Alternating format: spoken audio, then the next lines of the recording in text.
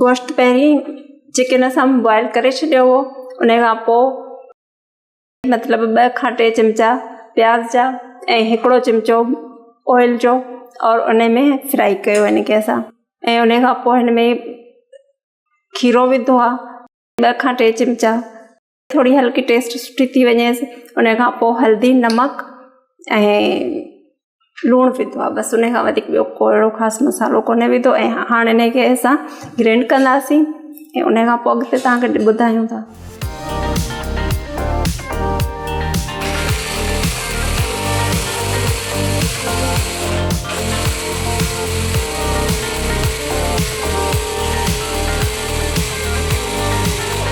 अस्सलाम वालेकुम नाज़रीन, मां आहियां सौरभ सुमरो।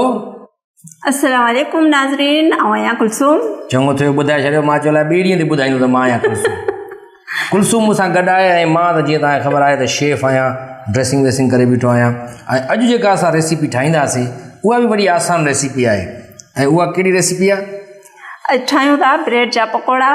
तव्हां काफ़ी कुझु खाधो हूंदो, पर कुझु अनोखो, कुझु नयो करियूं पिया, त उमेद आहे तव्हांखे पसंदि ईंदी। छो जो हल्को फुल्को कुझु अहिड़ो ख़ासि कोन विधो आहे। जेके घर जा मसाला हूंदा आहिनि, बसि हल्का फुल्का उहे विधा आहिनि ऐं बसि हीअ ठाहियो ऐं पंहिंजे ॿारनि खे ख़ुशि करियो। माना ब्रेड जा पकोड़ा जी, माना डबल रोटी जेका हूंदी आहे, जेकी उर्दू में चवंदा असां डबल रोटी।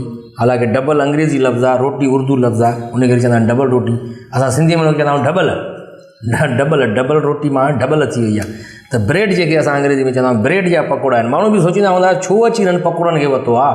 कॾहिं वाङण पकोड़नि में था विझनि, कॾहिं भिंडियूं था विझनि, कॾहिं अंडा बॉइल था विझनि, हाणे अॻोपो ब्रेड ई पकोड़नि में था विझूं। इहे ब्रेड पकोड़ा कीअं ठहंदा आहिनि? उन जे लाइ जेको मसालो तव्हां ठाहियो आहे उन में तव्हां छा छा विधो आहे? उहो मसालो त मूं पहिरीं उन्हनि खे ॿुधाए छॾियो आहे ऐं हिनखे मतिलबु ग्राइंड करे छॾियो आहे। हिन जी स्मूथ पेस्ट असांखे ठाहिणी आहे जीअं हिन ते सही नमूने सां फिक्स थी वञे। अच्छा, हिन ब्रेड खे हणंदा पोइ वरी इहा ब्रेड वरी हुनखे बेसण में डिप करे पोइ हिनखे उनजा पकोड़ा ठहंदा। वाह वाह नाज़रीन, त पोइ अचो ॾिसूं था इहे कीअं था ठहनि। मसालो त अॻु में हिननि ठाहे छॾियो आहे, जेको तव्हां ॾिठो सवेर ड्र जेको ग्राइंड थिए पोइ सॼो मसालो उन में सॼा इहे मसाला हिननि विधा हुया। हाणे उहो पेस्ट तयारु थी वियो। हाणे ब्रेड खे कीअं विझंदव हिन में? ब्रेड में सैंडविच वांगुरु ठाहींदव या अलॻि सां? सैंडविच वांगुरु ठाहींदव। सैंडविच वांगुरु ई, पर हिनखे बेसण जो लॻंदो त उहे बेसण वारा पकोड़नि जो शेप अची वेंदो, ब्रेड पकोड़ा। वाह वाह, हे माना हिन में जेको मसालो ठाहे रखियो तव्हां पहिरियों उहो हिन ब्रेड ते हणणो आहे जीअं सैंडविच ठाहिबी आहे। मसालो हणी वरी ॿी ब्रेड मथां रखंदासीं, वरी कटिंग कंदासीं, पोइ वरी हिनखे अधु कटिंग कंदा। जी, तव्हां चाहियो त सॼी खे बि करे था सघो, पर मतिलबु कटिंग में एतिरी वात में बि त अचे न, माण्हू हेॾो वॾो वात वरी काॾा अची कोन खुलंदो न। जीअं बर्गर हूंदो आहे उनमें हेॾो बर्गर लाइ छा छा विझी ॾींदा आहिनि, हाणे माण्हू हेॾो वॾो वात काॾो खोले। असांजो वात ई नंढड़ो आहे।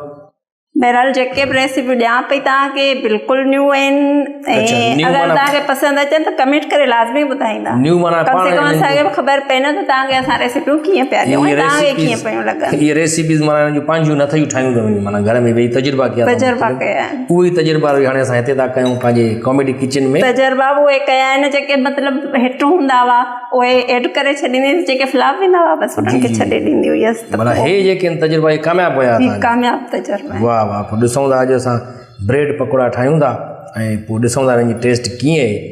माना हिननि खे वरी पोइ ट्रिकुंडो कटणो आहे, मसालो विझी हिकिड़ी ब्रेड हेठां जे स्लाइस ॿी स्लाइस मथां, पोइ वरी ट्रिकुंडो कटणो आहे। पोइ वरी इन्हनि खे तव्हां बेसण में डिप कंदासीं, पोइ इन्हनि खे या उन्हनि ते बि ईअं मैश कंदव उन्हनि खे? न मथां कोन कबो, बसि अंदरि पूरो डिप कंदव उन में। अच्छा वाह वाह, पोइ त वॾी ॻाल्हि थी वेंदी, नओं शेप थी वेंदो बाक़ाइदे।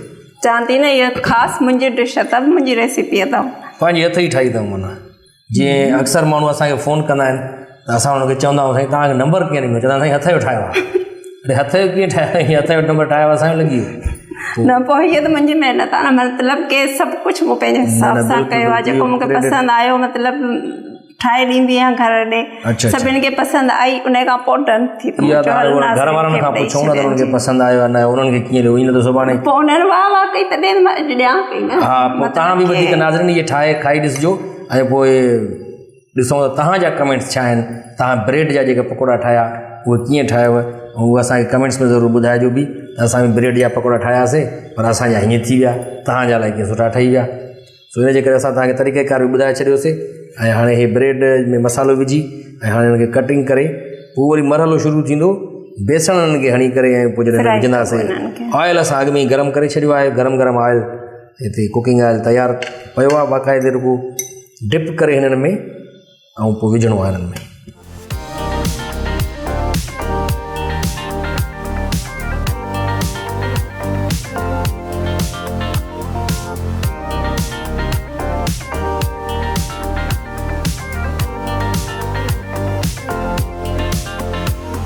जी दोस्तों, ये असां जेका ब्रेड पकोड़ा तयारु थी विया आहिनि ऐं असां डिप करे हाणे हिन में कुकिंग ऑयल में विधो आहे ऐं बाक़ाइदे पकोड़नि जो शेप अची वियो आहे हिननि में आहिस्ते आहिस्ते। ऐं थोरा जीअं ब्राउन थियनि त पोइ कढूं हुननि खे। ऐं मसालो जेको तव्हां अॻु में हिन में ठाहियो आहे उहो ॾाढो ज़बरदस्त टेस्टी मूंखे लॻे थो। खाइण में टेस्टी बिल्कुलु बिल्कुलु। त नाज़रीन, तव्हां इहो ज़रूरु घर में ट्राई कजो ब्रेड पकोड़ा इहे कीअं था ठहनि। ऐं हाणे त असांजा तक़रीबन तयारु थी विया आहिनि। थोरी देरि खां पोइ असां वरी ट्रे में रखी करे पेश कंदासीं तव्हांजे साम्हूं। तव्हां बि जेके असांखे ॾिसनि था नाज़रीन, उहे बि कमेंट्स में ॿुधाइजो त ॿियूं कहिड़ियूं कहिड़ियूं रेसिपीज़ तव्हां ॾिसणु चाहियो था, या तव्हां वटि बि का रेसिपी आहे उहा ॿुधायो त हाणे हीअ शइ ठाहियो, हीअ शइ ठाहियो। ईअं न त सुभाणे चओ त मच्छी जा पावा ठाहियो, मच्छी जा पावा कान ठाहींदासीं असां। पोइ अहिड़ी वॾी फरमाइश न कजो, अहिड़ी फरमाइश कजो जेका असां पूरी बि करे सघूं। त तव्हां ॿियूं कहिड़ियूं डिशिज़ अञा ॾिसणु चाहियो था हिन में, ऐं कहिड़ियूं कहिड़ियूं जेका असांजी कुलसूम आहे, शेफ त खणी मां आहियां, तव्हां मूंखे ॿुधाइजो कमेंट्स में। मां हिनखे ॿुधाए छॾींदो हाणे हीअ शइ ठाहिणी आहे ऐं तव्हांजे नाले सां बाक़ाइदा ॿुधायो त हीअ रेसिपी असां हिननि मोकिली आहे लिखी करे कमेंट्स में, त इहा ठाहियो। पोइ तव्हांजे नाले सां उहा रेसिपी असां ठाहींदासीं ऐं पोइ खाई ॾिसंदासीं। उनजा ज़िम्मेवार बि तव्हां हूंदा जेकॾहिं असांखे कोई थियो त। जी दोस्तों, इहे तक़रीबन ज़बरदस्त ब्राउन थी विया आहिनि ब्रेड पकोड़ा तक़रीबन तयारु आहिनि। ऐं हाणे असां कढंदासीं हिनखे प्लेट में रखी करे ऐं पोइ तव्हां पेश करे सघो था, सुठे नमूने सां प्रेज़ेंट करे सघो था। ऐं इहे ब्रेड पकोड़ा जेके आहिनि इहे तव्हां केचप सां बि खाईंदो त वॾो मज़ो ईंदो। माना इहे सैंडविच जा पकोड़नि जा पकोड़ा आहिनि। वाह वाह।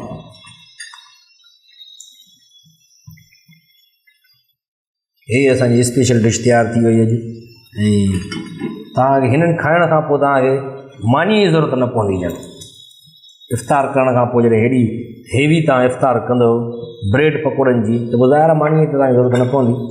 ऐं ॾाढी आसान रेसिपी आहे जेका तव्हां आराम सां घर में पचाए सघो था। हीअ ॾिसो, ब्रेड पकोड़ा तयारु थी विया।